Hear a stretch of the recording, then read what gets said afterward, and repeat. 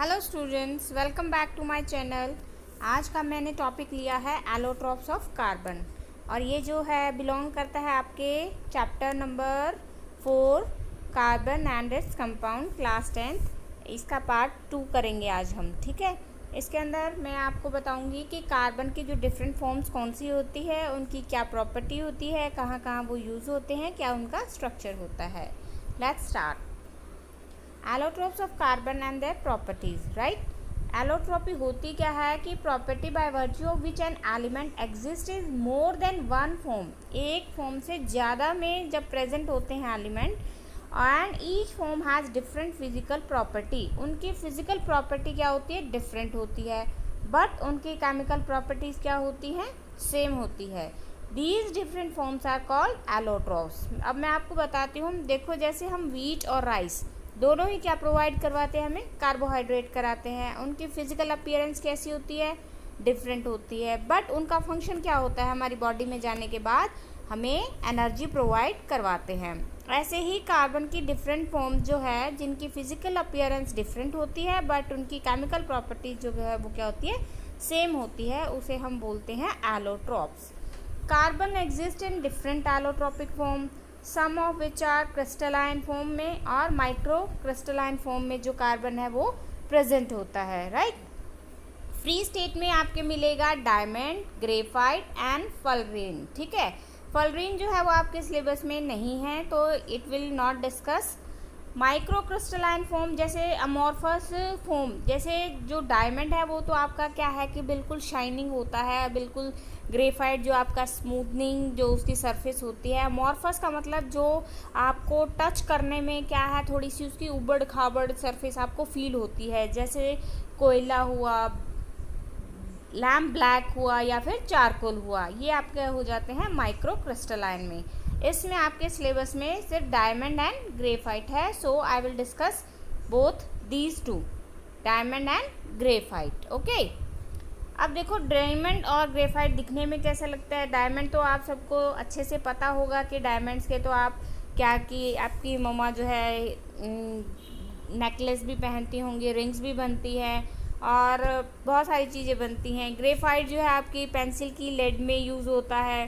ठीक है, और ये इनका स्ट्रक्चर है। देखो बच्चों, ऐसे जो इसमें कार्बन 4 जो होते हैं वो आपस में बॉन्डिंग होती हैं विद कोवलेंट बॉन्ड से। राइट, और ग्रेफाइट में क्या है कि ये शीट की तरह काम करते हैं, ये शीट्स बनी होती है ग्रेफाइट के अंदर। ठीक है, उसके बाद हम चलते हैं डायमंड की प्रॉपर्टीज़ क्या है, जनरल प्रॉपर्टीज़ क्या है।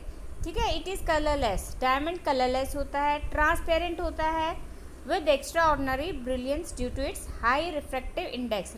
हाई रिफ्रैक्टिव इंडेक्स क्या होता है, जो वेलोसिटी ऑफ लाइट होती है, जो कितनी स्ट्रांगली जो है वो पास होती है। अब आपने हीरा तो देखा ही होगा, उसमें कितनी शाइनिंग होती है, जैसे ही आप हीरे को देखते हो तो वो कितना चमकता है ना।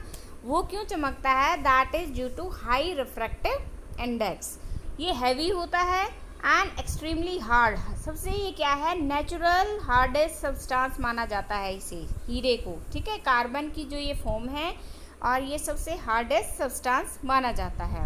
It does not conduct electricity को ये कंडक्ट नहीं करता। क्यों, क्योंकि इसके अंदर फ्री इलेक्ट्रॉन प्रेजेंस नहीं होते, but it has high thermal conductivity and high melting point. But thermal conductivity है इसके अंदर और इसका मेल्टिंग पॉइंट जो है वो बहुत ज़्यादा है। ठीक है, याद रखना कि डायमंड जो है इलेक्ट्रिसिटी को कंडक्ट नहीं करता, बट थर्मल का मतलब क्या है बच्चों, हीट। इसके अंदर से हीट पास हो सकती है बट इलेक्ट्रिसिटी पास नहीं हो सकती।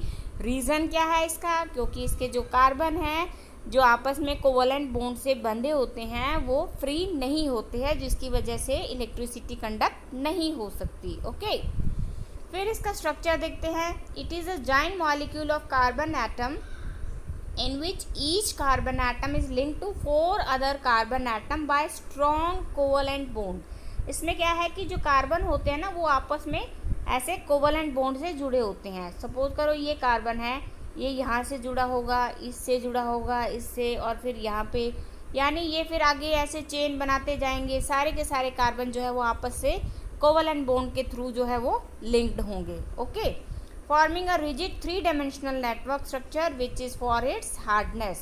जो क्या शो करता है, हमें इसकी हार्डनेस को शो करता है। और इसके लिए lot of energy is required. अगर इसको, हीरे को, डायमंड को अगर आपको तोड़ना हो तो उसके लिए आपको लॉट ऑफ एनर्जी की ज़रूरत पड़ेगी। क्यों? क्योंकि इनके बीच में ये स्ट्रॉन्ग कोवलेंट बॉन्ड जो है वो प्रेजेंट होते हैं।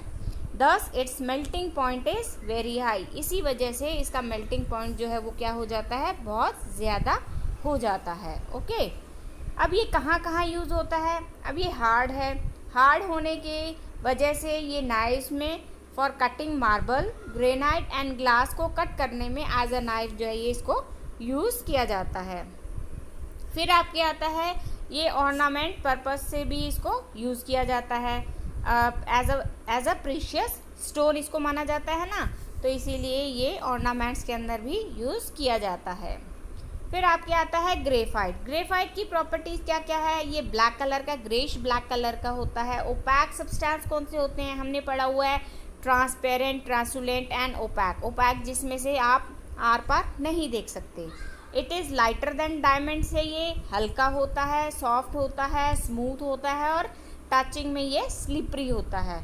It is a good conductor of electricity. हमने पढ़ा था diamond is not a good conductor of electricity due to free electron जो है वो प्रेजेंट नहीं होते उसमें, बट इसके अंदर फ्री इलेक्ट्रॉन प्रेजेंस होते हैं, जिसकी वजह से ये क्या है, good conductor of electricity but bad conductor of heat. और हमने पढ़ा था डायमंड जो है वो गुड कंडक्टर ऑफ हीट है। तो ये दोनों क्या है, आपस में ऑपोजिट है। ओके, फिर आपके आता है structure. It consists of layers of carbon atom or sheets of carbon atom. Each carbon atom in a graphite layer is joined to 3 other carbon atom by strong covalent bond is to form flat hexagonal ring. However, the fourth electron of each carbon atom is free. इसमें देखो fourth electron जो है वो free होता है, जबकि आपके diamond में free नहीं होता है, which makes a good conductor of electricity. The various layer of carbon atom in graphite are held together by weak van der Waals forces. तो वीक जो van der Waals फोर्सेस होती है वो covalent bond के comparison में बहुत weak होती है। So these can slide over one another and therefore graphite is slippery to touch. यही रीज़न है कि जो आपका ग्रेफाइट है, जब आप उसको टच करते हो तो आपको जो फील होता है वो स्लिपरी फील होता है। ठीक है, जैसे ये कार्बन है आपके, इसके अंदर ये कार्बन तो ये ऊपर शीट बन जाएगी, राइट। जो चौथा कार्बन होगा उसके बीच में क्या है, ये van der Waals फोर्सेस आ जाती है, जिसकी वजह से ये ऊपर एक लेयर बन गई, फिर नीचे एक लेयर बन जाएगी, राइट। तो जिससे क्या है कि फोर्थ इलेक्ट्रॉन जो है वो फ्री होता है, जिसकी वजह से इसका जो है ये गुड कंडक्टर ऑफ इलेक्ट्रिसिटी बोला जाता है। अब ये यूज़ कहाँ कहाँ होता है? It is use as a powder lubricant के तौर पे इसे यूज़ किया जाता है for the parts of machinery. It is use for making electrodes बनाए जाते हैं सेल्स के, and lead for pencil as it can mark paper black. It is therefore called black lead बोल देते हैं इसको, या फिर प्लम बैगो। ठीक है, तो ये these are the uses of graphite. If you like my video, then please like it and share it and subscribe my channel also. Thank you so much.